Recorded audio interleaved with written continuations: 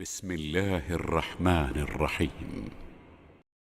فانظر إلى آثار رحمة الله كيف يحيي الأرض بعد موتها إن ذلك لمحيي الموتى وهو على كل شيء قدير ولئن أرسلنا ريحا فرأوه مصفرا لظلوا من بعده يكفرون.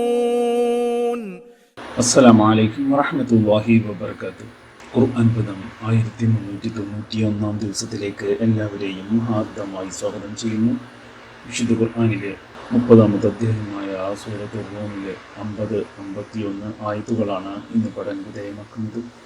Class ആരംഭിക്കുന്നതിനായി ആദരണീയനായ doctor AI. വിനായക്കുള്ള സാഹിബിനെ ക്ഷണിക്കുന്നു. അസ്സലാമു അലൈക്കും വറഹ്മത്തുള്ളാഹി വബറകാതുഹു. അഊദു ബില്ലാഹി മിനശ് ശൈത്വാനിർ റജീം.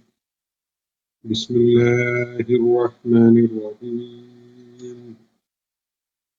ഫൻദുർ ഇലാ ആസാരി റഹ്മത്തില്ലാഹി കൈഫ യുഹ്യിൽ അർള ബഅദ മൗതിഹാ ഇന്ന ദാലിക ലമുഹ്യിൽ മൗത വഹുവ അലാ കുല്ലി ഷൈഇൻ ഖദീർ. ولئن أرسلنا ريحا فرأوه مصفرا لظلوا من بعده يكفرون. صدق الله العلي العظيم.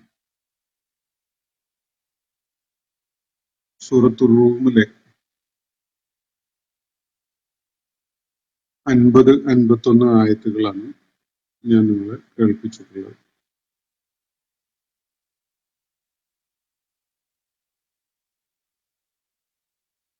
പ്രവാചകന്മാർ തങ്ങളുടെ ദൗത്യ നിർവഹണത്തിനു വേണ്ടി ദൈവികമായി നിയോഗിക്കപ്പെട്ട ആളുകളാണ് എന്ന കാര്യം ബോധ്യപ്പെടുത്തുന്നതിന് ജനങ്ങളുടെ മുന്നിൽ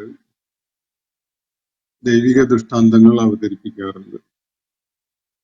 അതേപോലെ തന്നെ ഈ പ്രപഞ്ചം താനേ ഉണ്ടായതല്ല, അതിന് ഒരു ആസൂത്രകനും ഒരു നിയന്ത്രകനും ഒക്കെയുണ്ട്, ഒരു സ്രഷ്ടാവുണ്ട് എന്ന കാര്യം മനുഷ്യനെ ബോധ്യപ്പെടുത്തുന്ന അസംഖ്യം ദൈവിക പ്രതിഭാസങ്ങൾ ഈ പ്രപഞ്ചത്തിലുമായി അല്ലാഹു വിന്യസിപ്പിച്ചു വെച്ചിട്ടുണ്ട്.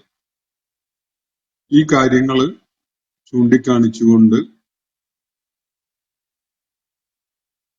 വിശുദ്ധ ഖുർആൻ നമ്മൾ വായിച്ചു വരുന്ന ഭാഗത്ത് വിശേഷിച്ച് മക്കയിലെ പ്രബോധിത സമൂഹത്തെ അഭിസംബോധന ചെയ്തുകൊണ്ട്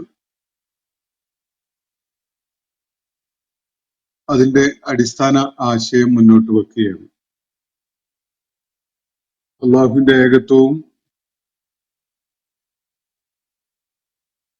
ദൈവിക സന്ദേശവുമായി വരുന്ന പ്രവാചകന്മാരുടെ പ്രവാചകത്വവും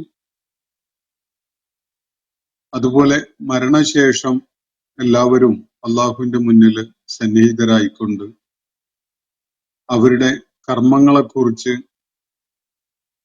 അവര് ജീവിതം എങ്ങനെ കൈകാര്യം ചെയ്തു എന്നതിനെ കുറിച്ച് കണക്ക് ബോധിപ്പിക്കേണ്ടി വരുന്ന ഒരു പാരത്രിക ജീവിതത്തിന്റെ വിചാരണയുടെ കണക്കെടുപ്പിന്റെ ഒരു അനുഭവം. ഈ 3 കാര്യങ്ങളിലും ഊന്നിക്കൊണ്ടാണ് പ്രവാചകന്മാര് ദൗത്യ നിർവഹണം നടത്തിയിട്ടുള്ളത്. അതിന് ഉപോത്ബലകമായി, അതിന് സഹായകമായി വരുന്ന കാര്യങ്ങളാണ് ദൈവിക വെളിപ്പാടുകളിലൂടെ ഓരോ കാലഘട്ടത്തിലെയും ആളുകളെ കേൾപ്പിച്ചുകൊണ്ടിരുന്നിട്ടുള്ളത്. ഇവിടെയും നബി സല്ലല്ലാഹു അലൈഹി വസല്ലം മക്കയിലെ സമൂഹത്തോട് സംസാരിച്ചുകൊണ്ടിരിക്കുന്ന ഘട്ടത്തിലും തുടർന്ന് ഓരോ സന്ദർഭത്തിലും വിശുദ്ധ ഖുർആന്റെ ആയാത്തുകളെ കേൾക്കാനിടയാവുന്ന ആളുകൾ ഈ ഒരു കാര്യമാണ് മനുഷ്യരുടെ മുന്നിൽ അള്ളാഹു വയ്ക്കുന്നതായിട്ട് കാണുന്നത്. നമ്മൾ പിന്നിട്ട ആയത്തുകളില് കാറ്റുകളെ പരാമർശിച്ചുകൊണ്ട് അള്ളാഹു ചില കാര്യങ്ങൾ പറയുകയുണ്ടായി. കാറ്റുകളെ അയക്കുന്നത് അള്ളാഹുവാണ്. കാറ്റുകളെ അയച്ചുകൊണ്ട് മേഘങ്ങളെ തള്ളി നീക്കുന്നതും ആകാശത്തിലൂടെ അവയെ സഞ്ചരിപ്പിച്ച് അള്ളാഹു ഉദ്ദേശിച്ച ഒരു ദിശയിലേക്കും ഭാഗത്തേക്കും എത്തിക്കുന്നതും അവയെ കീറിമുറിച്ച് തുണ്ടങ്ങളാക്കി അവക്കിടയിലൂടെ ജലത്തുള്ളികൾ ഉതിർന്നു വീഴാൻ കാരണമാകുന്ന വിധത്തില് കാറ്റുകളെ ചലിപ്പിക്കുന്നതും ഒക്കെ അള്ളാഹുവാണ് എന്നാണ് ഇവിടെ സൂചിപ്പിക്കുകയുണ്ടായത്. അങ്ങനെ ഏതെങ്കിലും പ്രദേശത്ത് മഴ വർഷിക്കാനാകുമ്പോൾ അതിന്റെ ലക്ഷണങ്ങൾ കണ്ടു തുടങ്ങിയാൽ ആ പ്രദേശത്തുള്ള ആളുകൾ അതില് വലിയ ആഹ്ലാദത്തിമിർപ്പിലാകും. ഈ കാര്യമാണ്. അതേപോലെ ഈ മഴ വർഷിക്കുന്നതിന് മുമ്പ് ഭൂമി ഉണങ്ങി വരണ്ട് കിടന്നിരുന്ന ഘട്ടത്തില് മഴയുടെ യാതൊരു ലക്ഷണവും ഇല്ലാത്ത അവസ്ഥയിൽ വേനൽ ചൂടിന്റെ കാഠിന്യമൊക്കെ അനുഭവിച്ചുകൊണ്ടിരിക്കുന്ന ഘട്ടത്തില് വല്ലാത്ത നിരാശയിലും വിഷമത്തിലും ഒക്കെ ആയിരുന്നു ഈ ആളുകൾ. എന്നാൽ അള്ളാഹു കാറ്റിനെ വിട്ട് മേഘങ്ങളെ ഒരു കൂട്ടി അവയെ കീറിമുറിച്ച് അവക്കിടയിലൂടെ ജലത്തുള്ളികൾ ഭൂമിയിലേക്ക് ഉതിർന്നു വീഴാനുള്ള സാഹചര്യം ഒരുക്കുന്നതോടെ ഇവരൊക്കെയും തന്നെ ആഹ്ലാദത്തിമിർപ്പിലായി മാറുകയാണ്. നേരത്തെ അവര് അങ്ങേയറ്റം നിരാശയിലായിരുന്നു, വിഷമത്തിലായിരുന്നു എന്ന കാര്യം പോലും അവര് അതിനിടക്ക് മറന്നു പോവുകയും ചെയ്യുന്നു. ഈ ഒരു കാര്യമാണ് നമ്മൾ കഴിഞ്ഞ ദിവസം വായിച്ച ഭാഗത്ത് അള്ളാഹു ചൂണ്ടിക്കാണിക്കുകയുണ്ടായത്. പ്രപഞ്ചത്തിലെ ഓരോരോ പ്രതിഭാസത്തിലും അള്ളാഹുവിന്റെ സാന്നിധ്യവും കയ്യൊപ്പും ആർക്കും വായിച്ചെടുക്കാൻ പറ്റുന്ന വിധത്തില് തെളിമയും വ്യക്തതയും ഒക്കെയുള്ള വിധത്തിലാണ് നമ്മളുടെ മുന്നിൽ അത് നമുക്ക് വിലയിരുത്താൻ പറ്റുന്ന, നോക്കി കാണാൻ കഴിയുന്ന വിധത്തില് സജ്ജീകരിച്ചു വെച്ചിരിക്കുന്നത്. ഇനി അള്ളാഹു നമ്മൾ ഇന്ന് വായിച്ചു വെച്ച ആയത്തുകളിലായിട്ട് വേറെ ചില കാര്യങ്ങൾ ഇതുമായി ബന്ധമുള്ളത് തന്നെ അതിന്റെ തുടർച്ചയായിട്ട് പറയുകയാണ്. ഫൻലൂർ നബി സല്ലല്ലാഹു അലൈഹി വസല്ലമയെ അഭിസംബോധന ചെയ്തുകൊണ്ടാണ് ഈ വിവരണം. ഫൻലൂർ, പ്രവാചകരെ താങ്കൾ നോക്കിക്കാണുക. ഇല ആസാരി റഹ്മത്തില്ല, അള്ളാഹുവിന്റെ കാരുണ്യത്തിന്റെയും അനുഗ്രഹത്തിന്റെയും അടയാളങ്ങൾ മഴ വർഷിപ്പിക്കുക വഴി ഭൂമുഖത്ത് അള്ളാഹു ഉണ്ടാക്കുന്ന മാറ്റങ്ങൾ, അതുപോലെ അള്ളാഹുവിന്റെ വിവിധങ്ങളായ റഹ്മത്തുകളുടെ ആസാറുകൾ, അതിന്റെ അടയാളപ്പെടുത്തലുകൾ നോക്കി മനസ്സിലാക്കുക. എന്നിട്ട് പറയുന്നത് കൈഫ യുഹീൽ അർള ബഅദ മൗതിഹ, അള്ളാഹു എങ്ങനെയാണ് മൃതമായി കിടന്നിരുന്ന ഭൂമിയെ ജീവസുറ്റതാക്കി മാറ്റുന്നത്. അള്ളാഹുവിന്റെ വിവിധങ്ങളായ അനുഗ്രഹങ്ങളെ ഒന്നിനു പുറകെ മറ്റൊന്നായി പ്രവർത്തനക്ഷമമാക്കിക്കൊണ്ട് ജീവന്റെ യാതൊരു ലക്ഷണവും ഇല്ലാതെ കിടന്നിരുന്ന ഭൂപ്രദേശങ്ങളെപ്പോലും അവൻ ജീവസുറ്റതാക്കി മാറ്റുന്നത് എങ്ങനെയാണ് എന്നത് അള്ളാഹുവിന്റെ കാരുണ്യത്തിന്റെ അടയാളങ്ങൾ അവിടെ ശ്രദ്ധ പിടിച്ചു പറ്റുന്ന വിധത്തിൽ ഉണ്ടായി വരുന്നത് നോക്കിക്കാണുക എന്നാണ് നബി സല്ലല്ലാഹു അലൈഹി വസല്ലമയോട് അള്ളാഹുവോട് പറയുന്നത്. നബി സല്ലല്ലാഹു അലൈഹി വസല്ലമയോടുള്ള നിർദ്ദേശം ഖുർആൻ കേൾക്കുകയും വായിക്കുകയൊക്കെ ചെയ്യുന്ന എല്ലാവർക്കും ഉള്ളതാണ്. ഇന്ന ദാലിക, എന്നിട്ട് അതിനെ തുടർന്ന് അള്ളാഹു പറയുന്നത് നിശ്ചയമായിട്ടും അവന് ലമുഹിയിൽ മൗത്ത, മരിച്ചവരെ ജീവിപ്പിക്കാൻ കഴിയും. മൃതമായി കിടന്ന ഭൂപ്രദേശത്തിൽ മഴ ഇറക്കിയിട്ടും അതുപോലെ വേറെ പല ഇടപെടലുകളും നടത്തിക്കൊണ്ടും അതിനെ ജീവസുറ്റതാക്കി അള്ളാഹു മാറ്റുന്നത് പ്രവാചകരെ താങ്കൾ കാണുന്നില്ലേ? അതൊന്ന് നിരീക്ഷിച്ചു നോക്കൂ. നിശ്ചയമായിട്ടും ഇന്നതാലിക്ക, അങ്ങനെ ഒരുവന് ലമുഹിയിൽ മൗത്ത, മരിച്ചവരെ ജീവിപ്പിക്കാൻ തീർച്ചയായിട്ടും കഴിയും. മൊഹി എന്ന് പറഞ്ഞാൽ ജീവിപ്പിക്കുന്നവൻ എന്നാണ്. മുസ്ലിം കമ്മ്യൂണിറ്റിയിൽ പലർക്കുമുള്ള പേര് മുഹിയുദ്ദീൻ എന്നാണ്. ദീനിനെ ജീവിപ്പിക്കുന്നവൻ എന്ന് പറഞ്ഞാൽ ദീനിനെ അതിന്റെ സ്വാധീനവും ഫലപ്രാപ്തിയും ഒക്കെ ഉള്ള വിധത്തിൽ അതിനെ സജീവമാക്കുന്ന ഒരാള്, അതാണ് മൊഹിയുദ്ദീൻ. ദീന് പലപ്പോഴും മൃതാവസ്ഥയിലേക്കൊക്കെ ആയിപ്പോകും. ആളുകള് ദീനനുസരിച്ച് ജീവിക്കാത്തവരും അള്ളാഹുവിനെ കുറിച്ച് ശ്രദ്ധയില്ലാത്തവരും ഒക്കെയായി മാറുന്ന സമയങ്ങളും സന്ദർഭങ്ങളും ഇടങ്ങളും ഒക്കെ ഉണ്ടാവും. അത്തരം ഇടങ്ങളില് ദീൻ, അള്ളാഹുവിന്റെ ദൈവിക ജീവിത വ്യവസ്ഥയെ ജീവസുറ്റതാക്കി മാറ്റുന്ന പ്രവർത്തനങ്ങൾ ചെയ്യുന്ന ഒരാൾക്കാണ് മുഹിയുദ്ദീൻ എന്ന് പറയുന്നത്. അത് കോമൺ ആയ ഒരു പേരായിരുന്നു പഴയ കാലത്ത്. അപ്പോ ഇന്ന ദാലിക ല മുഹിയിൽ മൗത്ത, അള്ളാഹുടെ പറയുന്ന നിശ്ചയമായിട്ടും അങ്ങനെ ഒരുവന് എന്ന് പറഞ്ഞാൽ ഭൂമിയെ മൃതമായി കിടക്കുന്ന അവസ്ഥയിൽ അതിലിടപെട്ടുകൊണ്ട് അതിനെ ജീവസുറ്റതാക്കി മാറ്റിയ അള്ളാഹുവിനെ സംബന്ധിച്ചിടത്തോളം മരിച്ചവരെ ജീവിപ്പിക്കുക എന്നത് അവന് സാധിക്കുന്ന കാര്യമാണ്. അവൻ അത് ചെയ്യാൻ കഴിയുന്നവനാണ് എന്നാണ് ഇവിടെ പറയുന്നത്. മുഹിയിൽ മൗത്ത, ഇവിടെ മുഹിയുദ്ദീൻ അല്ല, മുഹിയിൽ മൗത്ത എന്നാണ് പറയുന്നത്. മരിച്ചവരെ, മയ്യത്തായി കിടക്കുന്നവരെ, മൃതാവസ്ഥയിലുള്ളവരെ, ജീവന് അറ്റുപോയ, ചേതനയറ്റ ആളുകളെ വീണ്ടും ചൈതന്യവത്തായ അല്ലെങ്കിൽ ജീവന്റെ തുടിപ്പുള്ള ആളുകളാക്കി മാറ്റാൻ അവന് തീർച്ചയായിട്ടും കഴിയും. വഹുവ അലാ കുല്ലി ശൈഇൻ ഖദീർ, എല്ലാറ്റിനും കഴിവുള്ളവനാണ് അവൻ, അള്ളാഹു. അപ്പോ അള്ളാഹുവിന്റെ കാരുണ്യത്തിന്റെ അടയാളങ്ങൾ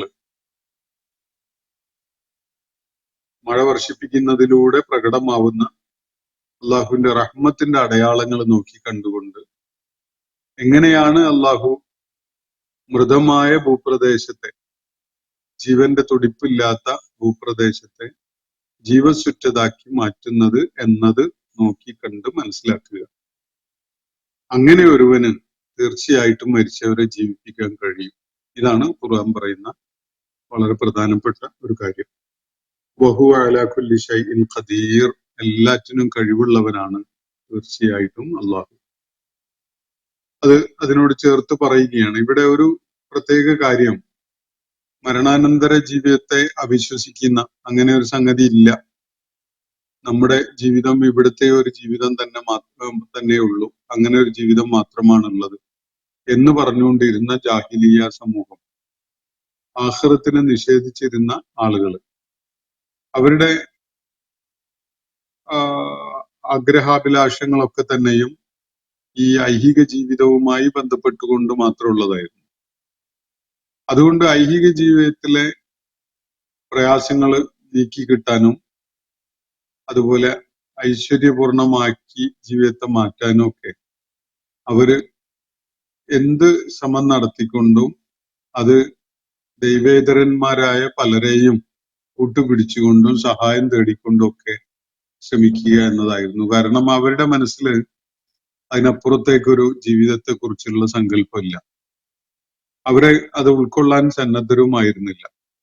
ജീവിതം എന്ന് വെച്ചാൽ ഈ ഭൗതിക ലോകത്തെ മരണം വരെയുള്ള ജീവിതം തന്നെയാണ്, അത് മാത്രമേ ഉള്ളൂ എന്ന ഒരു കാര്യമായിരുന്നു അവർ നിരന്തരം പറഞ്ഞുകൊണ്ടിരുന്നത്. എന്നാൽ ഇവിടെ അള്ളാഹു അവരെ ബോധ്യപ്പെടുത്തുന്നത് അങ്ങനെയല്ല. മരണശേഷം തീർച്ചയായിട്ടും നിങ്ങളെ അള്ളാഹു വീണ്ടും പുനരുജ്ജീവിപ്പിക്കും. ആ പുനരുജ്ജീവിപ്പിക്കുക എന്നത് അസാധ്യമായ ഒരു കാര്യമാണ് എന്ന് നിങ്ങൾ കരുതണ്ട. ഭൂപ്രദേശങ്ങള് മൃതാവസ്ഥയിലായതിനു ശേഷം അവിടെ രണ്ടാമത് ജീവൻ കിളിർത്ത് അവിടെ ജീവസുറ്റ ഇടമാക്കി മാറ്റുന്നത് കണ്ടിട്ടുണ്ടാവുമല്ലോ. അതുപോലെ മരിച്ചവരെ ജീവിപ്പിക്കാൻ തീർച്ചയായിട്ടും അള്ളാഹുവിന് സാധിക്കുക തന്നെ ചെയ്യും. എന്നല്ല, അവൻ ഉദ്ദേശിച്ച് എന്തും ചെയ്യാൻ കഴിയുന്നവനാണ് അള്ളാഹു എന്നാണ് അള്ളാഹു ഇവിടെ വ്യക്തമാക്കുന്നത്. അപ്പൊ ഈ പ്രാപഞ്ചികമായ ദൈവിക കാരുണ്യത്തിന്റെ അടയാളങ്ങളെ ചൂണ്ടിക്കാണിച്ചുകൊണ്ടാണ് മരണാനന്തരം മനുഷ്യരൊക്കെയും തന്നെ പുനരുജ്ജീവിപ്പിക്കപ്പെടാൻ പോകുന്നു എന്ന ഒരു കാര്യം സമൂഹത്തെ അള്ളാഹു അറിയിക്കുന്നതും അവരെ അത് ബോധ്യപ്പെടുത്തുന്നതും. വലഇൻ അർസൽനാ റീഹൻ, ഇനി തുടർന്നുള്ള ആയത്ത് നോക്കുക. വലഇൻ അർസൽനാ റീഹൻ, നാം അവർക്ക് ഒരു പ്രത്യേക കാറ്റ് അയച്ചു കൊടുത്തു എന്ന് വെക്കുക. സാധാരണഗതിയിൽ കാരുണ്യത്തിന്റെ ഒരു സ്പർശനം എന്ന നിലക്ക്, ഒരു തലോടൽ എന്ന നിലക്കുള്ള കാറ്റുകൾ അനുഭവിച്ചുകൊണ്ടിരിക്കുമ്പോൾ അത് മഴയെക്കുറിച്ചും അഭിവൃദ്ധിയെക്കുറിച്ചും സമൃദ്ധിയെക്കുറിച്ചും ഒക്കെയുള്ള സന്തോഷ വാർത്തയായി ഉൾക്കൊണ്ടുകൊണ്ട് അവർ ആഹ്ലാദിക്കാറാണ്. എന്നാൽ ഇപ്പോ മറ്റൊരു കാറ്റിനെ നാം അവർക്ക് അയച്ചു കൊടുത്താൽ വലഇൻ അർസൽനാ റീഹൻ ഫറഔഹു മുസ്ഫറ, അങ്ങനെ അവർ ഇത്തവണ ഈ സന്ദർഭത്തിലെ കാറ്റ് ഒരു മഞ്ഞളിപ്പുണ്ടാക്കുന്ന ഒരു കാറ്റായിട്ട് കാണുന്നു. ഒരു സസ്യങ്ങളെയും ചെടികളെയും ഒക്കെ വിളർത്തു പോകുന്ന ഒരു മഞ്ഞപ്പുള്ള ഒരവസ്ഥ സൃഷ്ടിക്കുന്ന തരം ഒരു ചുടുകാറ്റ്. ആ ചുടുകാറ്റ് ചില കാലാവസ്ഥയിൽ നമുക്ക് പരിചയമുള്ള ഒരു സംഗതിയാണ്. ചെടികളും മരങ്ങളും ഒക്കെ അങ്ങ് കരിഞ്ഞുണങ്ങി പോകുന്ന വിധത്തിൽ. നമ്മുടെ നാട്ടിൽ അതത്ര കോമൺ അല്ലെങ്കിലും ചില ഭൂപ്രദേശങ്ങളിൽ നമുക്ക് നേരിട്ട് അനുഭവിക്കാനും കാണാനും ഒക്കെ സാധിക്കും. എക്സ്ട്രീം വെതർ കണ്ടീഷൻസ് ഉള്ള നാടുകളിൽ, പ്രത്യേകിച്ച് ശൈത്യം വളരെ കൂടിയ വിധത്തിൽ അനുഭവപ്പെടുന്ന പ്രദേശങ്ങളിൽ ശൈത്യകാലത്തെ കാറ്റും അതേപോലെ തന്നെ ഉഷ്ണകാലത്തെ കാറ്റും ചെടികളൊക്കെ ഉണങ്ങി ചത്തൊടുങ്ങി പോകാനൊക്കെ കാരണമാവുന്ന വിധത്തിലുള്ള കാറ്റ് ആയി മാറാറുണ്ട്. ചെടികളുടെ ഇലകള് അല്ലെങ്കിൽ വൃക്ഷങ്ങളൊക്കെ അതിന്റെ ഇലകളൊക്കെ മഞ്ഞച്ചു പോയി അല്ലെങ്കിൽ വിളർത്തു പോകുന്ന ഒരവസ്ഥ ഈ ചുടുകാറ്റ് കാരണമായിട്ടുണ്ടാകാം. അതുപോലെ ശൈത്യക്കാറ്റ് കാരണമായിട്ട് ചെടികൾ കരിഞ്ഞു പോകുന്നതും നമുക്ക് കാണാൻ സാധിക്കും. പല പ്രദേശങ്ങളിലും എക്സ്ട്രീം വെതർ കണ്ടീഷൻസ് ഉള്ള പലയിടങ്ങളിലും അത് നമുക്ക് ഒരു നിത്യക്കാഴ്ച എന്നോണം കാണാൻ സാധിക്കുന്ന ഒരു സംഗതിയാണ്. അപ്പൊ കാറ്റ് ഈ മഴ കൊണ്ടുവരുന്ന ശുഭവാർത്ത തരുന്ന കാറ്റ് മാത്രമല്ല, പല വിധത്തിലുള്ള കാറ്റുകളുണ്ട്, പല വിധത്തിൽ അത് ഫങ്ഷൻ ചെയ്യുന്നുണ്ട്. അപ്പൊ വലഇൻ അർസൽനാ റീഹൻ, നാം അവർക്ക് ഒരു പ്രത്യേകമായ കാറ്റ് അയച്ചു കൊടുക്കുന്നു. ഫറഔഹു മുസ്ഫറ, അത് ഒരു മഞ്ഞളിപ്പുള്ള അല്ലെങ്കിൽ വിളർത്തു പോകുന്ന വിധത്തിലുള്ള ഒരു ഫലമാണ് ഉളവാക്കുന്നത് എന്നും അവർ കാണുന്നു എന്ന് വെക്കുക. അങ്ങനെയാണെങ്കിലോ എന്തായിരിക്കും അവരുടെ നിലപാട്? ലല്ലു മിൻ ബഅദിഹി യക്ഫുറൂൻ, അവര് അതേ തുടർന്ന് വല്ലാത്ത നന്ദികേടിൽ കൃതജ്ഞത കാണിക്കുന്ന ആളുകളായിട്ട് മാറുന്നു.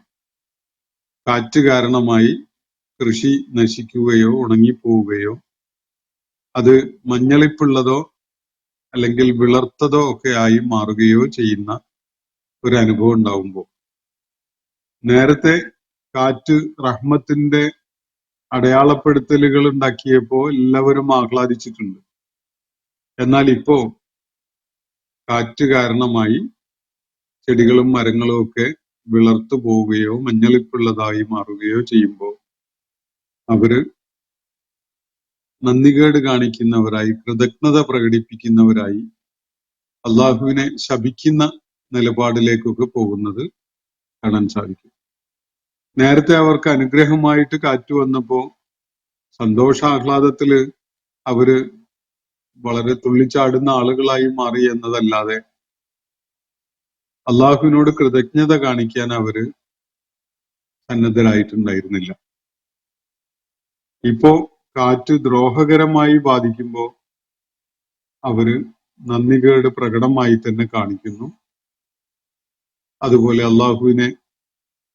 അള്ളാഹു തങ്ങൾക്ക് വലിയ ദ്രോഹം വരുത്തി വച്ചിരിക്കുന്നു എന്ന വിധത്തില് നന്ദികേടോടുകൂടി സംസാരിക്കുകയും ചെയ്യുന്നു. ഇതാണ് ഈ ആളുകളുടെ പ്രകൃതം. അപ്പോ പ്രകൃതിയിൽ അള്ളാഹു ഈ രണ്ട് സംഗതികളും വെച്ചിട്ടുണ്ട്.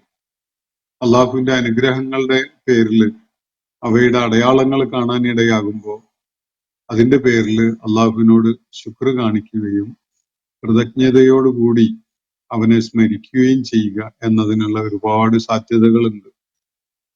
അതേപോലെ തന്നെ ചില പ്രയാസങ്ങൾ സൃഷ്ടിക്കുന്ന സാഹചര്യങ്ങളൊക്കെ കാലാവസ്ഥ കാരണമായിട്ട്, പ്രകൃതിയിലെ പല പ്രതിഭാസങ്ങളും കാരണമായിട്ടൊക്കെ ഉണ്ടാവും. അത്തരം സന്ദർഭങ്ങളിൽ സഹനം അവലംബിക്കാനും ക്ഷമിക്കാനും സാധിക്കുക എന്നതാണ് അള്ളാഹുവിൽ വിശ്വാസമുള്ള ആളുകളെ സംബന്ധിച്ചിടത്തോളം ചെയ്യാനുള്ള കാര്യം.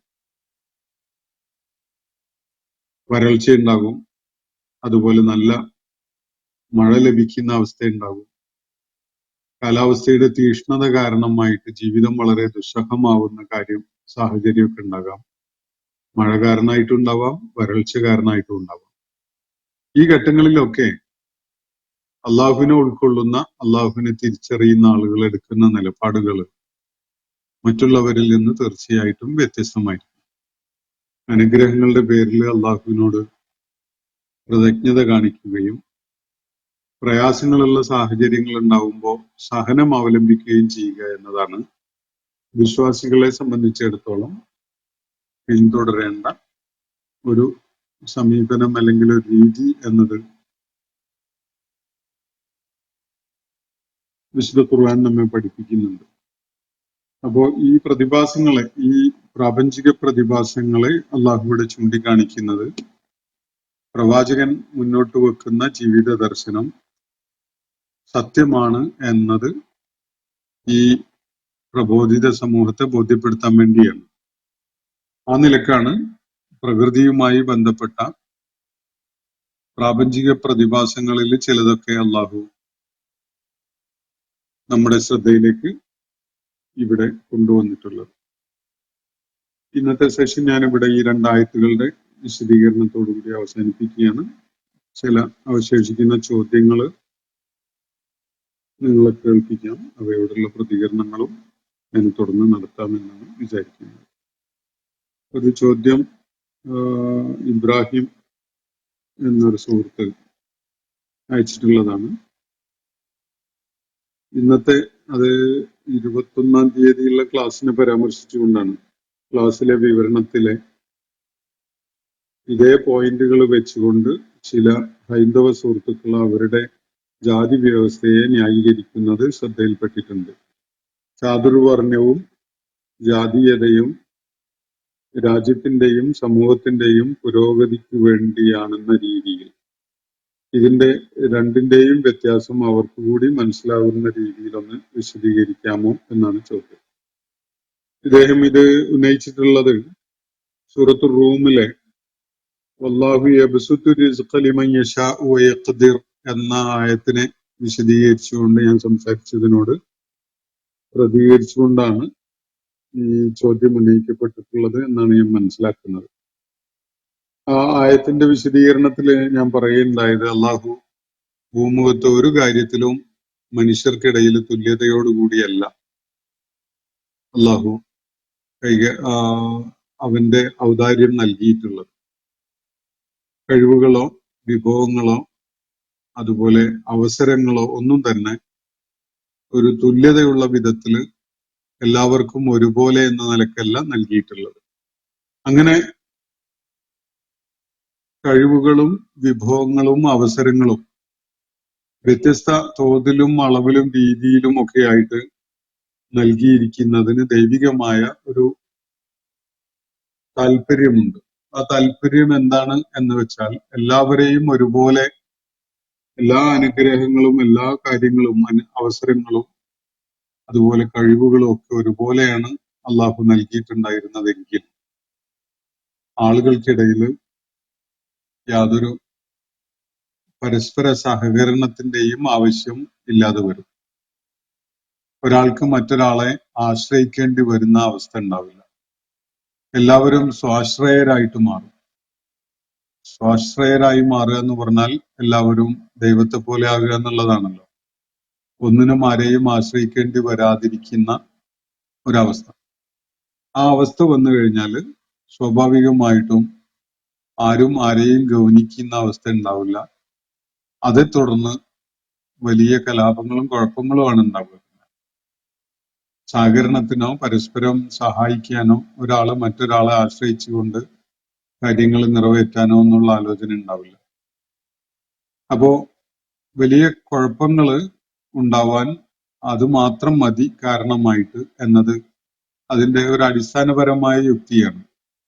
അതുകൊണ്ട് തന്നെ പലർക്കും വലിയ സിദ്ധിയും കഴിവും ഒക്കെ നൽകപ്പെട്ടിട്ടുള്ളത് നമ്മൾ കാണുന്നുണ്ട്. കച്ചവട രംഗത്ത് നന്നായി ശോഭിക്കാൻ കഴിയുന്ന ആളുകൾ, ഒരു 100 ആളുകൾക്ക് ചെയ്യാൻ കഴിയാത്ത, അല്ലെങ്കിൽ ആയിരക്കണക്കിന് ആളുകൾക്ക് മാത്രം ചെയ്യാൻ കഴിയുന്ന കച്ചവട നേട്ടങ്ങളൊക്കെ ഒരാൾ തന്നെ സ്വന്തം നിലക്ക് ചെയ്യുന്നത് നമ്മൾ കാണുന്നുണ്ട്. അയാളെ ആശ്രയിച്ചുകൊണ്ട് ഒരുപാട് ആളുകൾ ഉപജീവനം കണ്ടെത്തുന്നതും അതുപോലെ സംരംഭങ്ങൾ തുടങ്ങുന്നതും ഒക്കെ ആയിട്ട് ധാരാളം നമുക്ക് കാണാൻ കഴിയും. അപ്പൊ ഇത്തരം വിശിഷ്ടമായ കഴിവുകൾ എന്തിനാണ് ചിലർക്ക് നൽകപ്പെട്ടിരിക്കുന്നത്? ചിലർക്ക് ചില കഴിവുകൾ, ഇപ്പൊ ചില പൊട്ടൻഷ്യൽസ്, സർഗാത്മകത പോലെയുള്ള കഴിവുകൾ, ഇതൊക്കെ വളരെ കൂടുതൽ നൽകിയിരിക്കുന്നു. വേറെ ചിലർക്ക് വളരെ ശുഷ്കമായിട്ടേ ഉള്ളൂ. അപ്പോ ഇത് പരസ്പരം ഇൻഡപ്റ്റഡ് ആയി ആളുകൾ നിലനിൽക്കുന്നതിന് വേണ്ടി അള്ളാഹുവിന്റെ ഒരു ആസൂത്രണമാണ്. അപ്പോഴാണ് എല്ലാവരും പ്രസക്തരാവുന്നത്. അതുപോലെ തന്നെ അധ്വാനശേഷി ഉള്ള ധാരാളം ആളുകൾക്കിടയിൽ സ്വന്തമായിട്ട് അധ്വാനിക്കാനും ജീവിത കാര്യങ്ങൾ സ്വയം നിർവഹിക്കാനോ ഒന്നും കഴിയാത്ത ചിലരെയും അള്ളാഹു സൃഷ്ടിച്ചിട്ടുണ്ട്. അത് അള്ളാഹുവിന്റെ ഒരു ആസൂത്രണത്തിന്റെ ഭാഗമായിട്ടുള്ളതാണ്. വേറെ ചിലർക്ക് കൂടുതൽ അധ്വാനിക്കാനും സമ്പാദിക്കാനും ഒക്കെ കഴിവ് കൊടുത്തതിൽ അള്ളാഹു അവരില് ഒരു ബാധ്യതയും ഉത്തരവാദിത്വവും വെച്ചിട്ടുണ്ട് എന്നതാണ് അത് സൂചിപ്പിക്കുന്ന കാര്യം. അതുകൊണ്ടാണ് അള്ളാഹു സക്കാത്തും സദഖയും ഒരു സംവിധാനമായി അവന്റെ ജീവിത വ്യവസ്ഥയിൽ ഉൾക്കൊള്ളിച്ചിട്ടുള്ളത് എന്ന് കാണാൻ കഴിയും. ഏത് മേഖലയിലും സ്വന്തമായിട്ട് കാര്യങ്ങൾ ചെയ്യാൻ കഴിയാത്ത ആളുകൾ പലരും ഉണ്ടാവും. അത് അള്ളാഹുവിന്റെ ഒരു അനുപാതം ഒക്കെ അതിനുണ്ട്. നമുക്ക് ഒരു വൈൽഡ് ആയിട്ട് അതിനെക്കുറിച്ച് കാണാൻ കഴിയുന്ന ഒരു 3% താഴെ, അല്ലെങ്കിൽ ഏകദേശം ഒരു 3% ഒക്കെ ആളുകൾ ഈ വിധത്തിൽ മറ്റുള്ളവരെ ആശ്രയിക്കേണ്ടി വരുന്ന വിധത്തിലാണ്. ഇനി അതല്ലാതെ തന്നെ ആളുകളുടെ കഴിവുകൾ വ്യത്യസ്തമായതുകൊണ്ട് ഒരാൾക്ക് മറ്റൊരാളുടെ കഴിവുകളെയും സിദ്ധിയെയും ഒക്കെ ആശ്രയിക്കേണ്ടി വരും. ഇപ്പൊ നല്ല കഴിവൊക്കെ ഉള്ള ആളാണെങ്കിലും തെങ്ങിൽ കയറിയിട്ട് നാളികേരം പറിക്കുക എന്നുള്ളത് സാധിച്ചോളണമെന്നില്ല. അതിന് സ്കിൽഡായ ആളുകളെ നമ്മൾ ആശ്രയിക്കാറുണ്ട്. മരത്തിൽ കയറിയിട്ട് മാങ്ങ പറിക്കുക എല്ലാവർക്കും കഴിയുന്ന ഒരു കാര്യമായിക്കൊള്ളണമെന്നില്ല. മരം വെട്ട് അത് വളരെ സ്കിൽഡ് ആയിട്ടുള്ള ഒരു ജോലിയാണ്. അതില് പ്രാവീണ്യം ഇല്ലാത്ത ആളാണ് അത് ചെയ്യുന്നതെങ്കിൽ പലപ്പോഴും മരം വെട്ടിന്ന് വരും, പക്ഷെ വീഴുന്നത് ആളുടെ ദേഹത്തോ അല്ലെങ്കിൽ വീടിന്റെ മുകളിലേക്കോ ഒക്കെ ആയിപ്പോവും. കൃത്യമായിട്ട് അളന്നു മുറിച്ച പോലെ വെട്ടിയിടാൻ കഴിയുന്ന നല്ല നൈപുണ്യമുള്ള ആളുകൾ ആ മേഖലയിലുള്ളത് നമുക്ക് പലപ്പോഴും കാണാൻ സാധിക്കും. അപ്പൊ ആളുകൾ എങ്ങനെ ഇൻഡപ്റ്റഡ് ആക്കി നിർത്താൻ വേണ്ടി അത് അള്ളാഹുവിന്റെ ഒരു സംവിധാനമാണ്. ആ രീതിയിൽ അങ്ങനെ ഭൂമുഖത്ത് മനുഷ്യന് എല്ലാവർക്കും പ്രസക്തിയുള്ളവരായി മാറാൻ കഴിയുള്ളൂ. എല്ലാ ആളുകൾക്കും അള്ളാഹു ആരെയും വെറുതെ സൃഷ്ടിച്ചിട്ടില്ല. ഈ ഭൂമുഖത്ത് അനാവശ്യമായിട്ട് ഒരാളും ജീവിക്കുന്നില്ല. ഏതെങ്കിലും ഒരാൾ അങ്ങനെ ഉള്ളതായി മാറുന്നുണ്ടെങ്കിൽ അള്ളാഹു അയാളെ തിരിച്ചു വിളിക്കും, സമയമാകുമ്പോൾ തിരിച്ചു വിളിക്കും. അപ്പൊ അള്ളാഹു പലർക്കുമുള്ള പരീക്ഷണമായിട്ടും പലർക്കും പ്രതിബദ്ധതയുടെ ഒരു സ്വഭാവം ഉണ്ടാകുന്നതിനൊക്കെ വേണ്ടിയിട്ടുള്ള ഒരു ആസൂത്രണം എന്ന നിലക്കാണ് ഇങ്ങനെ ചെയ്തിട്ടുള്ളത് എന്നത് കാണാൻ സാധിക്കും. അത് വിഭവ വിതരണത്തിന്റെ കാര്യത്തിലും ഉണ്ട്. സമ്പത്ത് അല്ലെങ്കിൽ ഭൂസ്വത്ത് പോലെയുള്ളതൊന്നും അള്ളാഹു എല്ലാവർക്കും ഒരുപോലെ അങ്ങ് കൊടുത്തിരിക്കുകയല്ല. മറിച്ച് അതിന്റെ ഒരു ക്രമം അനുസരിച്ച് കൂടുതലും കുറവും ഒക്കെ ആയിട്ട് പലർക്കും അത് ലഭിക്കുന്ന ഒരവസ്ഥ നമ്മൾ കാണുന്നുണ്ട്. ഇത് അള്ളാഹുവിന്റെ ധനവിതരണത്തിന്റെ ഒരു പോളിസിയാണ്. സമ്പത്ത് കൈകാര്യം ചെയ്യുന്നതിന് അള്ളാഹ് സ്വീകരിച്ചിട്ടുള്ള ഒരു പോളിസിയാണ്. അതോടൊപ്പം തന്നെ അള്ളാഹു ചില ഉത്തരവാദിത്തങ്ങൾ സമ്പത്ത് അല്ലെങ്കിൽ ഈ ഇത്തരം വിഭവങ്ങൾ നൽകപ്പെട്ട ആളുകളുടെ മേല് അള്ളാഹു വെച്ചിട്ടുണ്ട്. അത് അള്ളാഹിന്റെ ഒരു സംവിധാനമാണ്. ഇതിനെ കുറിച്ചാണ് നമ്മൾ വിശദമായിട്ട് അന്ന് സംസാരിക്കുകയുണ്ടായിരുന്നു. ഇവിടെ ചോദ്യത്തിൽ ചൂണ്ടിക്കാണിക്കപ്പെട്ടിരിക്കുന്നത് ഈ തൊഴിലിനെ അടിസ്ഥാനപ്പെടുത്തിക്കൊണ്ടുള്ള ഒരു ജാതി വ്യവസ്ഥ നമ്മുടെ നാട്ടിൽ ഒരുപാട് കാലമായിട്ട് നിലനിൽക്കുന്നുണ്ട്. ഇതിന് ഇതുപോലെയുള്ള ഒരു ന്യായം പറഞ്ഞുകൊണ്ട് ആ ജാതി വ്യവസ്ഥ നിലനിർത്തുന്നതിന്, അതിനെ ശക്തിപ്പെടുത്തി നിർത്തുന്നതിന് പലരും ആ വിധത്തില് പഠിച്ചവൻ ചിലരെ ഉന്നതന്മാരും ചിലരെ അധമന്മാരും ആക്കിയിട്ട് തന്നെയാണ് സൃഷ്ടിച്ചിട്ടുള്ളത് എന്ന വിധത്തിൽ പറയുന്ന, അതിനെ ന്യായീകരിക്കുന്ന ആളുകളുണ്ട് എന്നതാണ് ഇവിടെ ചൂണ്ടിക്കാണിക്കപ്പെട്ടിട്ടുള്ള സംഗതി. അപ്പൊ അവർക്ക് കൂടി ഈ വിശദീകരണം ജാതീയതക്ക് അല്ലെങ്കിൽ തൊഴിലടിസ്ഥാനത്തിലുള്ള ജാതി ക്രമത്തിനുള്ള ന്യായമായിട്ട് ഈ കാര്യം പലരും പ്രയോജനപ്പെടുത്തുന്നുണ്ട്. അവർക്ക് കൂടി ഉൾക്കൊള്ളാൻ പറ്റുന്ന വിധത്തിൽ ഇതിനെ വിശദീകരിക്കണം എന്നുള്ള നിലക്കാണ് അദ്ദേഹം ആവശ്യപ്പെട്ടിട്ടുള്ളത്. അപ്പൊ അതില് ഈ നമ്മൾ മനസ്സിലാക്കേണ്ടത്, ജന്മപരമായി ആരെങ്കിലും ഉന്നതരോ ആരെങ്കിലും അധമരോ ആണ് എന്ന നിലക്ക് അള്ളാഹു ഒരിക്കലും ഒരിടത്തും പഠിപ്പിച്ചിട്ടില്ല. എല്ലാ കുടുംബങ്ങളിലും ശേഷിയുള്ളവരും ശേഷിയില്ലാത്തവരും ഉണ്ടാകും. വളരെ സമുന്നതമായ കുടുംബമാണ് എന്ന് പറഞ്ഞുകൊണ്ട് അവിടെ ഒരു ബുദ്ധിപരമായ കഴിവ് കുറഞ്ഞ ഒരാൾ ഉണ്ടാവില്ല എന്ന് നമുക്ക് പറയാൻ കഴിയില്ല. ചില കുടുംബങ്ങളിൽ അങ്ങനെ ഉണ്ടാവും. ചില കുടുംബങ്ങളിൽ നല്ല പാട്ടുപാടാനുള്ള സിദ്ധിയുള്ള ആളുകൾ, അവരുടെ കൂട്ടത്തില് അതിന്റെ യാതൊരു വാസനയും താല്പര്യവും ആപ്റ്റിറ്റ്യൂഡും ഇല്ലാത്ത ചിലരും ഉണ്ടാവും. അപ്പൊ ഇത് ഒരിക്കലും തന്നെ കുടുംബപരമായോ ജാതീയമായോ നിശ്ചയിക്കപ്പെട്ട ഒരു സംഗതി അല്ല എന്നതാണ് അടിസ്ഥാനപരമായി മനസ്സിലാക്കാൻ സാധിക്കുന്ന ഒരു കാര്യം.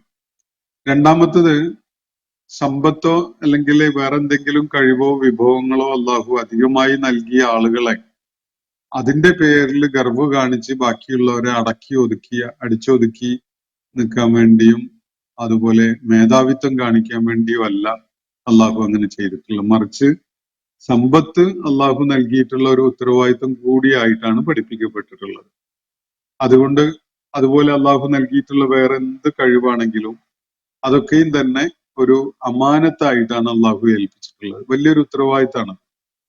അത് സ്വന്തം ആവശ്യങ്ങൾക്ക് വേണ്ടി പ്രയോജനപ്പെടുത്തപ്പെടുന്നത് പോലെ തന്നെ സമൂഹത്തിന് വേണ്ടി, സമൂഹത്തിലെ അത്തരം കഴിവുകൾ നൽകപ്പെട്ടിട്ടില്ലാത്ത ചിലർക്കൊക്കെ വേണ്ടി പ്രയോജനപ്പെടുത്തുക എന്നൊരു ഉത്തരവാദിത്വം കൂടി അള്ളാഹു ആ കഴിവുകൾ അല്ലെങ്കിൽ സമ്പത്തും വിഭവങ്ങളും നൽകപ്പെട്ട ആളുകളുടെ മേൽ അള്ളാഹു വെച്ചിട്ടുണ്ട്. അതൊരു സാമൂഹ്യ ബാധ്യതയാണ്. നമ്മുടെ ഇവിടെ പരാമർശിക്കപ്പെട്ട ജാതി വ്യവസ്ഥയിൽ അങ്ങനെ യാതൊന്നുമില്ല. കുടുംബപരമായി ഏതോ ഒരു പ്രത്യേക ജാതിയിൽപ്പെട്ട ആളുകൾ എല്ലാ കാലത്തും അവരുടെ കുലത്തൊഴിൽ തന്നെ ചെയ്തുകൊണ്ടേ ജീവിക്കാൻ പാടുള്ളൂ എന്ന തിട്ടൂരം അത് മേൽജാതിക്കാര് അടിച്ചേൽപ്പിക്കുന്ന വിധത്തിലാണ് ജാതി വ്യവസ്ഥ നടപ്പിലാക്കപ്പെടുന്നത്. പാത്രങ്ങൾ ഉണ്ടാക്കുന്നവര് നിരന്തരമായി പാത്രങ്ങൾ ഉണ്ടാക്കുന്ന പണി മാത്രം ചെയ്യുക, മുടി വെട്ടുന്നവര് മുടി വെട്ടുന്ന ജോലി മാത്രം ചെയ്യുക, കൃഷി ചെയ്യുന്നവര് കൃഷിപ്പണി മാത്രം ചെയ്യുക. ഇങ്ങനെയുള്ള ഒരു സംവിധാനം ഇസ്ലാം പഠിപ്പിച്ചിട്ടേ ഇല്ല. എല്ലാ കുടുംബങ്ങളിലും നേതാക്കന്മാരാകാൻ കഴിയുന്നവര്, ആസൂത്രകരാകാൻ കഴിയുന്നവര്, ഡോക്ടർമാരും പ്രൊഫസർമാരും എഞ്ചിനീയർമാരും ഒക്കെ ആവാൻ കഴിയുന്നവരൊക്കെ ഉണ്ടാവും. ഇത് ഓരോരുത്തരുടെയും ആപ്റ്റിറ്റ്യൂഡ് സ്വയം മനസ്സിലാക്കിയിട്ട് അതിലേക്ക് വരാന് എല്ലാവർക്കും അള്ളാഹു അവസരം തുറന്നു കൊടുത്തിട്ടുണ്ട്. പക്ഷെ ആർക്കൊക്കെ എന്തെങ്കിലും കഴിവോ വിഭവങ്ങളോ അവസരങ്ങളോ അള്ളാഹു നൽകിയിട്ടുണ്ടെങ്കിൽ ഒരിക്കലും തന്നെ അത് അയാളുടെ മാത്രം ആവശ്യത്തിന് വേണ്ടിയുള്ളതല്ല. നിങ്ങൾക്ക് സമ്പത്തും അതുപോലെ വരുമാനവും ഒക്കെ തരുന്നത് നിങ്ങളുടെ മാത്രം ആവശ്യത്തിന് വേണ്ടി അല്ല എന്നത് വിശുദ്ധ ഖുർആൻ വളരെ വ്യക്തമായിട്ട് സൂചിപ്പിച്ചിട്ടുണ്ട് പലയിടത്തും. അത് മറ്റു പലർക്കും കൂടി വേണ്ടിയിട്ടുള്ളതാണ് എന്നതാണ്. അപ്പോ അള്ളാഹു തന്നിരിക്കുന്ന ഏത് ഔദാര്യവും ഏത് അനുഗ്രഹവും അതൊരു ഉത്തരവാദിത്വവും ബാധ്യതയും കൂടിയാണ് എന്നതാണ്. ഇപ്പോ നമുക്ക് കുടുംബങ്ങളില് നമ്മൾ നോക്കി നിൽക്കെ വലിയ പ്രശ്നങ്ങളും ബുദ്ധിമുട്ടൊക്കെ നേരിടുന്ന കുടുംബങ്ങളില് അള്ളാഹു ചിലർക്ക് വലിയ അവസരങ്ങളും സാധ്യതകളും തുറന്നു കൊടുത്ത് ആ പ്രശ്നങ്ങളൊക്കെ പരിഹരിക്കാൻ കഴിയുന്ന വിധത്തിൽ ഒരാൾക്ക് തന്നെ ഒരു 10-20 ആളുകളുടെയോ അല്ലെങ്കിൽ 100 പേരുള്ള ഒരു കുടുംബത്തിന്റെ വലിയ പ്രശ്നങ്ങളൊക്കെ പരിഹരിക്കാൻ കഴിയുന്ന വിധത്തില് അള്ളാഹു തആല വഴി തുറന്നു കൊടുക്കുന്നത് കാണാൻ കഴിയും. അപ്പൊ അയാൾക്ക് നൽകപ്പെട്ടിട്ടുള്ള അനുഗ്രഹങ്ങളൊക്കെയും തന്നെ അയാളുടെയും അയാളുടെ ഭാര്യയുടെയും മക്കളുടെയും മാത്രം ആവശ്യത്തിനുള്ളതാണ് എന്ന് അയാൾ സങ്കല്പിക്കുന്നത് വലിയ അബദ്ധമാണ് എന്നതാണ് ഖുർആൻ പഠിപ്പിക്കുന്നത്. ഇങ്ങനെ പരസ്പരം സഹായിക്കാനും പിന്തുണക്കാനും അതുപോലെ പരസ്പരം ഇൻഡെപ്റ്റഡ്നെസ് കാണിച്ചുകൊണ്ട് പ്രതിബദ്ധതയും കടപ്പാടും കാണിച്ചുകൊണ്ട് കാര്യങ്ങൾ നിർവഹിക്കാനുമാണ് ഇസ്ലാം പഠിപ്പിക്കുന്നത്. മറിച്ച് ഏതെങ്കിലും ഒരു ജാതിയിൽ പെട്ട ഒരു കുടുംബത്തിലാണ് ജനിച്ചത് എന്നതിന്റെ പേരിൽ നീ അത്ര പഠിച്ചാൽ മതി, ഇനി മേലോട്ട് പോകാൻ പാടില്ല, നീ ആ ജാതിയിൽ പെട്ടവനല്ലേ എന്ന് അവനോട് പറയുന്ന ഒരു രീതി ഇസ്ലാമിന് പരിചയമേ ഇല്ല. അത് നമ്മുടെ നാട്ടില് ജാതി വ്യവസ്ഥയിൽ നിലനിൽക്കുന്ന ഒരു കാടത്തമാണ് എന്നതാണ് നമുക്ക് മനസ്സിലാക്കാൻ സാധിക്കുക. അതേ സമയത്ത് എല്ലാവർക്കും തുല്യമായിട്ട് കമ്മ്യൂണിസമോ സോഷ്യലിസമോ ഒക്കെ വിഭാവനം ചെയ്യുന്ന പോലെ തുല്യമായിട്ട് വിഭവങ്ങളും സാധ്യതകളും അവസരങ്ങളും കൊടുക്കുക എന്ന ഒരു സംവിധാനം ഇസ്ലാം പഠിപ്പിക്കുന്നില്ല. കാരണം അത് പ്രായോഗികമല്ല എന്നത് പടച്ച തമ്പുരാന് നന്നായിട്ട് അറിയാം. കാൾ മാർക്സിന് അത് ജീവിച്ചിരുന്ന കാലത്ത് മനസ്സിലായിട്ടില്ലെങ്കിൽ പടച്ച തമ്പുരാൻ അത് അറിയുന്നവനാണ്. അതുകൊണ്ടാണ് ആ നിലക്ക് അള്ളാഹു ആസൂത്രണം ചെയ്തിട്ടുള്ളത്. എല്ലാവർക്കും ഒരുപോലെ എല്ലാം നൽകപ്പെടുന്ന ഒരവസ്ഥ ഉണ്ടായാൽ ആരും ഒന്നിനും മുൻകൈ എടുക്കുന്ന അവസ്ഥ ഉണ്ടാവില്ല, അധ്വാനിക്കാൻ സന്നദ്ധരാവില്ല, ഒരു മോട്ടിവേഷൻ ഉണ്ടാവില്ല. അപ്പോ ഒരു മോട്ടിവേഷൻ, മനുഷ്യന്റെ കഴിവും അതുപോലെ ധിഷണയും ഒക്കെ പ്രയോജനപ്പെടുത്തപ്പെടുന്നത് സമൂഹത്തിനും തനിക്കും ഒക്കെ ഗുണമുണ്ടാക്കുന്ന ഒരു സംഗതിയായിട്ട് അനുഭവപ്പെടുമ്പോഴാണ് ആളുകൾ അതിനു വേണ്ടി രംഗത്തിറങ്ങുക. അങ്ങനെ ഒരു സംഗതി ഇല്ലാതെയാവും.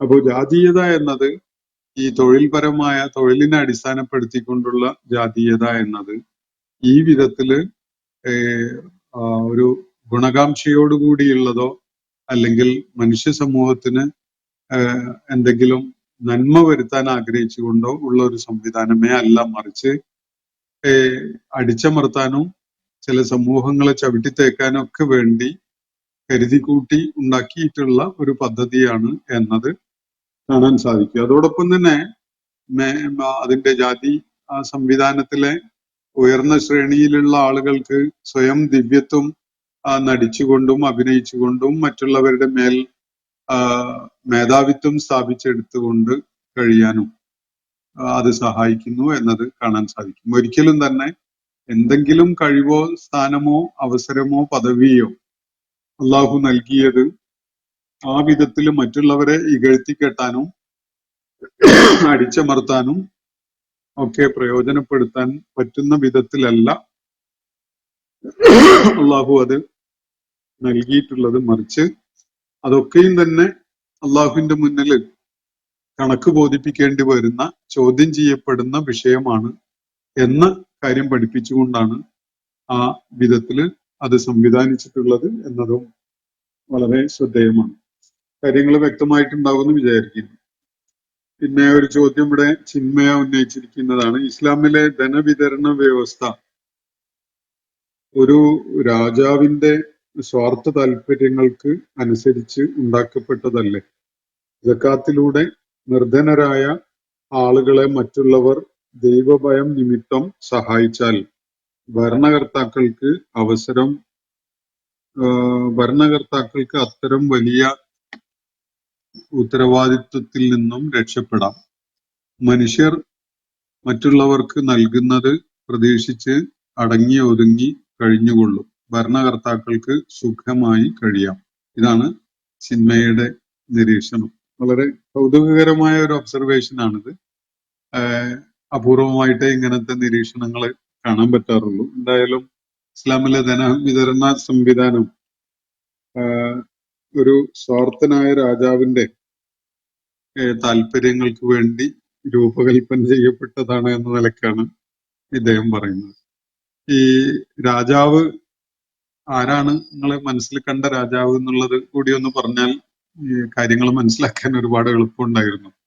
നിങ്ങൾ നേരത്തെ പല ചോദ്യങ്ങളിലും അത്തരം കാര്യങ്ങൾ സൂചിപ്പിച്ചപ്പോ മുഹമ്മദ് നബി എന്ന് സല്ലല്ലാഹു അലൈഹി വസല്ലം ഒരു വ്യക്തിയെ പരാമർശിച്ചുകൊണ്ട് അദ്ദേഹം ഉണ്ടാക്കിയതാണ് ഇസ്ലാം എന്ന നിലക്കാണ് പറയുന്നത് കേട്ടത്. അപ്പൊ അദ്ദേഹം തന്നെയാണോ ഈ സമർത്ഥനായ പദ്ധതി ആവിഷ്കരിച്ച രാജാവ് എന്നതും കൂടി അദ്ദേഹം വ്യക്തമാക്കുകയാണെങ്കിൽ എളുപ്പമുണ്ട്. എന്തായാലും രാജാക്കന്മാർക്ക് ആണോ സമൂഹത്തിലെ എല്ലാ ആളുകളുടെയും എല്ലാ പ്രശ്നങ്ങൾക്കുള്ള ഉത്തരവാദിത്വം ഉള്ളത്? അത് രാജാക്കന്മാർക്ക് നിർവഹിക്കാൻ കഴിയുന്ന ഒരു കാര്യമാണോ? അതോ ഇസ്ലാം നിർദ്ദേശിച്ച ഈ സംവിധാനത്തിലൂടെ അതൊരു സാമൂഹ്യ ബാധ്യതയായിട്ട് നിർവഹിക്കപ്പെടുകയാണോ വേണ്ടത്? നിങ്ങളൊന്ന് ആലോചിച്ച് നോക്കൂ. രാജാക്കന്മാർക്ക് നിർവഹിക്കാൻ കഴിയുമോ എല്ലാ ആളുകളുടെയും പ്രശ്നങ്ങൾ പരിഹരിക്കുക എന്നുള്ള കാര്യം? അപ്പോ ഇങ്ങനെ ഒരു രാജാവ് ചരിത്രത്തിൽ ഉണ്ടായിട്ടില്ല. അങ്ങനെ സുഖമായിട്ട് രാജാവിന് കഴിയാൻ പറ്റുന്ന വിധത്തില് ജനങ്ങളെ ചുമതലയൊക്കെ അങ്ങ് ഏൽപ്പിച്ചിട്ട് അത് അവർക്ക് പാരത്രിക ലോകത്ത് അതിന്റെ ഫലം ഉണ്ടാവുമെന്ന് പറഞ്ഞ് പറ്റിച്ച് അവരെ കൊണ്ട് പണിയെടുപ്പിച്ചാൽ പിന്നെ ഉത്തരവാദിത്തങ്ങളൊന്നും രാജാവിന് ചെയ്യേണ്ടതുണ്ടാവില്ലല്ലോ എന്നുള്ള, ചരിത്രത്തിലെ ഒരു രാജാവിനെ അങ്ങനെ ഒരു സംഗതി ചെയ്തുകൊണ്ട് സുഖമായി വാഴുകയുണ്ടായ ഒരു രാജാവിനെ നിങ്ങൾക്ക് കാണിച്ചു തരാൻ പറ്റുമോ? അത് ചിന്മയുടെ വളരെ വിചിത്രമായ ഒരു ഭാവനയാണ്. അതേസമയത്ത് ഏറ്റവും സമർത്ഥമായി ഏറ്റവും ഫലപ്രദമായി നടപ്പിലാക്കപ്പെട്ട ഒരു ദൈവിക സംവിധാനമാണ് ഇത് എന്നതൊരു വസ്തുതയാണ് തന്നെ. രാജാവായാലും ഖലീഫയായാലും അല്ലെങ്കിൽ ജനങ്ങളുടെ പ്രാതിനിധ്യ സംവിധാനമായിട്ടുള്ള ഒരു ജനാധിപത്യ ക്രമമായാലും ഈ ഒരു രീതിയിൽ ആളുകൾ പരസ്പരം അവരുടെ കഴിവുകളുടെയും അവസരങ്ങളുടെയും വിഭവങ്ങളുടെയും കാര്യത്തിൽ പ്രതിബദ്ധത കാണിച്ചുകൊണ്ട് അതിന്റെ ഉത്തരവാദിത്വം നിർവഹിക്കാൻ സന്നദ്ധരാവുകയാണെങ്കിൽ സമൂഹത്തില് വലിയ അഭിവൃദ്ധിയും ക്ഷേമവും ഒക്കെ ഉണ്ടാകും. അതുറപ്പാണ്. രാജാവിന് സുഖമായിട്ട് വാഴുക എന്നുള്ള ഒരു സംഗതി ഇത് ക്രമീകരിക്കാൻ വലിയൊരു ഉത്തരവാദിത്വം രാജാവിനുണ്ടല്ലോ. അത് തന്നെ ഉമർ റളിയല്ലാഹു അൻഹുവിനെ പോലെയുള്ള ഭരണാധികാരികള് ഈ വ്യവസ്ഥ നടപ്പിലാക്കുന്നതിന് വേണ്ടി രാവും പകലും നെട്ടോട്ട് ഓടിയിരുന്ന കാര്യം ചരിത്രത്തിൽ വായിക്കാൻ കഴിയും. പ്രജകൾക്ക് രാത്രി 8 മണിക്കൂറോ 7 മണിക്കൂറോ ഒക്കെ ഉറങ്ങാൻ പറ്റിയിരുന്നപ്പോ പ്രജാവത്സലനായിരുന്ന ഭരണാധികാരി രാത്രി നേരത്ത് ഉറക്കം നഷ്ടപ്പെടുത്തിക്കൊണ്ട് ജനങ്ങളുടെ ക്ഷേമം ഉറപ്പുവരുത്താൻ വേണ്ടി പലയിടങ്ങളിലും സൂക്ഷ്മമായി കാര്യങ്ങളെ നിരീക്ഷിക്കാൻ വേണ്ടി ഇറങ്ങി പുറപ്പെട്ട ചരിത്രമൊക്കെയാണ് നമുക്ക് കാണാൻ പറ്റും. അന്ന് ഉമർ റളിയല്ലാഹു അൻഹു അങ്ങനെ സുഖമായിട്ട് കിടന്നുറങ്ങാൻ പറ്റുന്ന അല്ലെങ്കിൽ സുഖമായി പ്രയാസങ്ങളൊന്നും നേരിടാതെ അങ്ങനെ വാഴുകയായിരുന്നില്ല. മറിച്ച് ജനങ്ങളുടെ ക്ഷേമം ഉറപ്പുവരുത്താൻ വേണ്ടി ഇതിനെ കോർഡിനേറ്റ് ചെയ്യുന്ന ഒരു കാര്യമാണല്ലോ ഭരണാധികാരികൾക്ക് ചെയ്യേണ്ടി വരിക. അപ്പൊ സക്കാത്തും സദഖയും ഒക്കെ നല്ല സംവിധാനങ്ങളായിരിക്കും. ആ സംവിധാനങ്ങൾ കോർഡിനേറ്റ് ചെയ്യാന്നുള്ള അത് നീതിപൂർവകം ചെയ്യേണ്ടതുണ്ട്. ആക്ഷേപങ്ങൾ ഉണ്ടാവാത്ത വിധത്തിൽ ജനങ്ങൾക്ക് ഉപയോഗപ്രദമാവുന്ന വിധത്തിൽ ചെയ്യേണ്ടി വരും. അതുപോലെ രാജ്യത്തിന്റെ വികസനവും പുരോഗതിയും ഒക്കെ ആസൂത്രണം ചെയ്യണം. ഇങ്ങനെ ഒരുപാട് കാര്യങ്ങൾ ഭരണകർത്താക്കന്മാർക്ക് ചെയ്യാനുണ്ടാവും. അങ്ങനെയുള്ള താല്പര്യത്തോടു കൂടി ഭരണം നിർവഹിക്കുന്ന ആളുകളാണെങ്കിൽ ചെയ്തു തീർക്കാൻ പറ്റാത്ത അത്രയും വലിയ ഉത്തരവാദിത്തങ്ങൾ ഉണ്ടാവും. ഇപ്പൊ നമ്മളൊരു ഹൈവേയുടെ നിർമ്മാണത്തിൽ ഉണ്ടായ തിരിച്ചടികൾ തന്നെ എന്തോരം വലിയ ഒരു പ്രയാസകരമായ ഒരു സാഹചര്യമാണ് സൃഷ്ടിച്ചിരിക്കുന്നതെന്ന് ആലോചിച്ച് നോക്കൂ. അതിന്റെ എഞ്ചിനീയറിംഗിൽ കാര്യമായ ഒരു പിഴവ് സംഭവിച്ചിട്ടുണ്ട് എന്നുള്ളത് വളരെ വ്യക്തമാണല്ലോ. അപ്പോ ഉത്തരവാദിത്തങ്ങൾ നിർവഹിച്ചിരുന്ന ആളുകൾക്ക് ശ്രദ്ധ കുറഞ്ഞത് കൊണ്ടോ വേണ്ടത്ര കൂടിയാലോചന ഉണ്ടാകാത്തത് കൊണ്ടോ ഒക്കെയാണ് അവിടെ പ്രയാസങ്ങൾ ഉണ്ടായിട്ടുള്ളത് എന്നുള്ളത് വളരെ വ്യക്തമാണ്. അപ്പോ ചുമതലകൾ ഉത്തരവാദിത്തങ്ങളൊക്കെ ഭരണം നിർവഹിക്കുന്നവര് പ്രജാവത്സലനായി അല്ലെങ്കിൽ ക്ഷേമം ഉദ്ദേശിച്ചുകൊണ്ടൊക്കെ ചെയ്യുന്ന ആളുകളാണെങ്കിൽ സക്കാത്തും സദഖയും ഒന്നും ഉണ്ടായതുകൊണ്ട് അയാൾക്ക് സുഖമായിട്ട് അങ്ങനെ കഴിയാനൊന്നും കഴിയില്ല. അത് നിർവഹിക്കുക എന്നുള്ളത് വളരെ വലിയൊരു ഉത്തരവാദിത്വം തന്നെയാണ്. അത് നടപ്പിലാക്കുക എന്നുള്ളതൊക്കെ തന്നെ. അപ്പോ പക്ഷെ അതിന്റെ ഒരു പങ്ക് സമൂഹത്തിൽ ക്ഷേമം ഉറപ്പുവരുത്തുക എന്ന സംഗതിയുടെ ആ ഉത്തരവാദിത്തത്തിന്റെ ഓരോ വിഹിതം അള്ളാഹു ഓരോ മനുഷ്യരിലും വിഹിതം വെച്ച് കൊടുത്തിരിക്കുകയാണ് എന്നത് വേണമെങ്കിൽ നിങ്ങൾക്ക് മനസ്സിലാക്കാം. അത് ഭരണ സംവിധാനത്തിനെ ഒരുപാട് സഹായിക്കും എന്നും മനസ്സിലാക്കാം. അതിനപ്പുറത്തേക്ക് ഭരണാധികാരികളെ ഉത്തരവാദിത്വം ബോധമില്ലാത്തവരാക്കി മാറ്റുന്ന അല്ലെങ്കിൽ അവരെ സുഖലോലുപരാക്കി മാറ്റുന്ന ഒരു കാര്യമല്ല ഇത് എന്നത് അത് മനസ്സിലാക്കുമ്പോൾ വിലയിരുത്തുമ്പോൾ നിങ്ങൾക്ക് കാണാൻ കഴിയും. ചരിത്രത്തില് അങ്ങനെ ഈ ജനങ്ങളെ ഈ ചുമതല അങ്ങ് ഏൽപ്പിച്ചിട്ട് സുഖമായിട്ട് കഴിഞ്ഞിരുന്ന ഒരു ഭരണാധികാരിയെ നിങ്ങൾക്ക് കാണാൻ കഴിയില്ല. ഒന്നുകിൽ ഉത്തരവാദിത്വ ബോധമില്ലാത്ത വിധത്തില് ഒരു കാര്യവും ശ്രദ്ധിക്കാത്ത ഭരണാധികാരികള് സമൂഹത്തിന്റെ അല്ലെ രാഷ്ട്രത്തിന്റെ വലിയ തകർച്ചയ്ക്ക് കാരണമാകുന്ന വിധത്തിലൊക്കെ ഭരണം നയിച്ച അവസ്ഥ ഉണ്ടാകും. അല്ലെങ്കിൽ രാവും പകലും അതിന്റെ കാര്യത്തിൽ മുഴുകിക്കൊണ്ട് മറ്റൊന്നും ശ്രദ്ധിക്കാൻ കഴിയാതെ ഉത്തരവാദിത്വ ബോധത്തോടു കൂടി ജീവിച്ച ഭരണാധികാരികളും ഉണ്ടാവും. അപ്പോ ഇന്നത്തെ സെഷൻ ഞാൻ അവിടെ അവസാനിപ്പിക്കുകയാണ്. വാഹിർ ദഅ്വാനാ അനിൽ ഹംദുലില്ലാഹി റബ്ബിൽ ആലമീൻ. അസ്സലാമു അലൈക്കും വറഹ്മത്തുള്ളാഹി വബറകാതുഹു. ഇന്നത്തെ ഖുർആൻ പദം ഇവിടെ സമാപിക്കുന്നു. ഖുർആൻ പഠനത്തിൽ പങ്കെടുത്ത എല്ലാവർക്കും അല്ലാഹു അർഹമായ പ്രതിഫലം നൽകി അനുഗ്രഹിക്കട്ടെ. വആഖിർ ദഅ്വാനാ അനിൽ ഹംദുലില്ലാഹി റബ്ബിൽ ആലമീൻ. അസ്സലാമു അലൈക്കും വറഹ്മത്തുള്ളാഹി വബറകാതുഹു.